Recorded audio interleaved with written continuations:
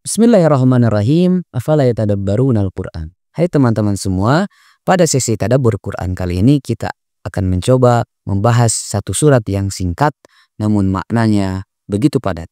Surat ke-91 dalam Al-Quran yaitu surat Asy-Syams. Surat ini berisi konten-konten yang begitu menarik dan unik untuk dikaji. Sebuah surat yang mengajarkan kita filosofi atau makna kehidupan yang sebenarnya. Tahu gak sih teman-teman bahwa di surat yang singkat ini ada lebih dari setengahnya berisi tentang sumpah-sumpah Allah Subhanahu wa Ta'ala. Allah bersumpah sebanyak 11 kali dalam surat ini. Coba kita bayangkan, ketika kita bersumpah satu kali saja, pasti ada sesuatu yang sangat-sangat penting ingin kita sampaikan. Bagaimana ketika Allah sendiri yang bersumpah sebanyak 11 kali? Ada apa di balik sumpah ini? Bismillahirrahmanirrahim. Wasyamsi wa duhaha. Demi matahari dan demi sinarnya di pagi hari. Wal qamari idza talaha. Demi bulan tatkala menyertainya ataupun mengiringinya. Wan nahari idza jallaha. Demi siang tatkala menampakkan cahayanya. Wal laili idza yaghshaha. Demi malam tatkala menutupinya, yaitu menutupi matahari. Wassama'i wa ma banaha.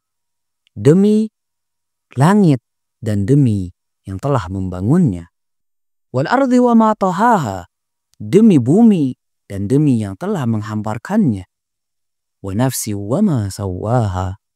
Demi jiwa dan demi yang telah menyempurnakan ataupun menyeimbangkan penciptaannya. Fa'alhamaha fujuraha wa taqwaha. Lalu Allah mengilhamkan kepada jiwa ini potensi kefasikan dan potensi ketakwaannya. Dari serangkaian sumpah ini, apa jawabannya?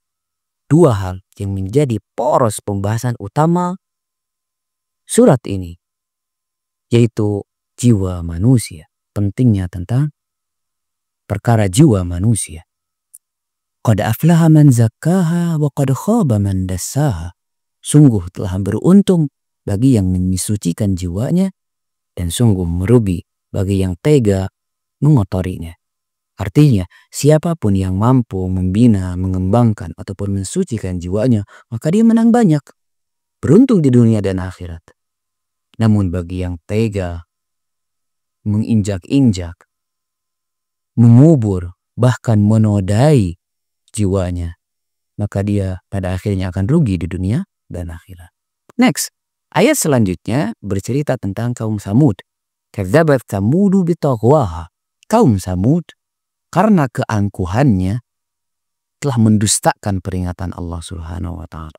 Idzin ba'atha ashqaha. Tatkala satu orang yang paling celaka di antara mereka bangkit. Untuk apa? Untuk menyembelih unta Nabi Saleh dalam cerita ini. Kita lihat dan kita perhatikan bahwa kata in ba'atha di sini, dia bangkit, memiliki arti dia itu terpilih. Kalau kita lihat, Allah menganggap kaum Samud mendustakan, semua kaum Samud mendustakan peringatan Allah, namun kita lihat pelakunya hanya satu orang saja. Kenapa? Itu artinya satu orang ini menjadi delegasi ataupun utusan kaum Samud untuk melakukan perbuatan ini, itu membunuh unta Nabi Saleh. Dan Allah menganggap semua terlibat dalam perbuatan ini karena dia adalah perwakilan kaum ini. Sehingga semua mereka merasakan akibatnya. Apa sih kasusnya? Sebenarnya tidak ada yang begitu spesial sih. Faqala lahum Rasulullah naqatallahi wa suqiyaha.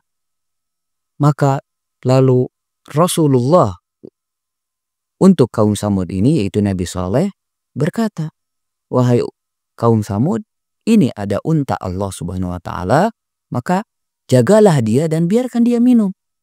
Nabi Saleh berkata, ini unta mujizat Allah Subhanahu wa Ta'ala. Dia keluar dari sebongkah batu. Mujizat ini pun atas dasar permintaan dan tuntutan kalian sendiri. Maka jagalah unta ini.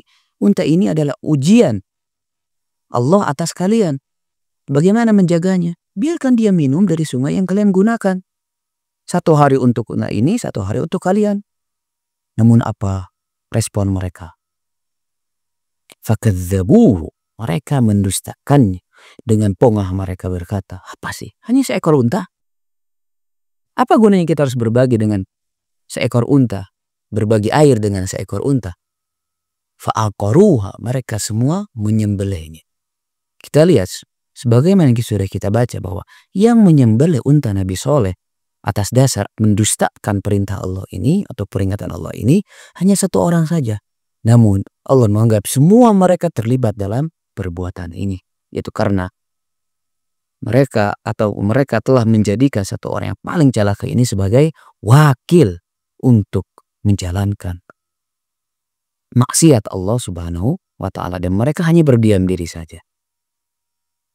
Oleh karena itu, dalam skala komunitas ataupun masyarakat, apa atau siapapun yang kita pilih, itu kita semua akan merasakan hasilnya. Dalam ziarah Imam Hussein, kita membaca bahwa Allah melaknat satu umat atas terjadinya apa yang dirasakan Imam Hussein dan keluarganya di padang Karbala. Padahal kalau kita lihat, Imam Hussein dibunuh oleh segelintir orang saja. Namun kita membaca wala'anallahu ummatan sami'at bidzalika radiyat bih. Allah melaknat seluruh umat yang mendengar Imam Hussein akan dibunuh, namun membiarkan Imam Hussein dibunuh oleh segelintir orang itu. Artinya mereka ridho, mereka mengkonfirmasi, membiarkan apapun alasannya, membiarkan orang-orang itu membunuh Al-Imam Hussein. Fadamdama alaihim rabbuhum bidzambihim fasawwaha. Maka Allah membinasakan kaum Samud ini atas dosa-dosa yang mereka lakukan. Yaitu kalau kita lihat hanya berdiam diri saja dosa ini, membiarkan satu orang ini membunuh unta Nabi Soleh. Fasawwaha, maka Allah menjadikan gempa yang begitu dahsyat dan semua mereka ditelan oleh bumi secara hidup-hidup.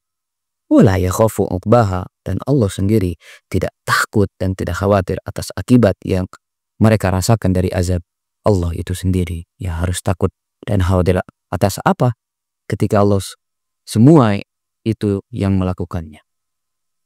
Pada akhirnya tidak ada satupun yang bisa menggugat Allah SWT atas perbuatan ini. Inilah kurang lebih pemahaman global tentang surat Asy-Syams. Telah rincinya insya Allah kita akan kaji di part kedua. Wassalamualaikum warahmatullahi wabarakatuh.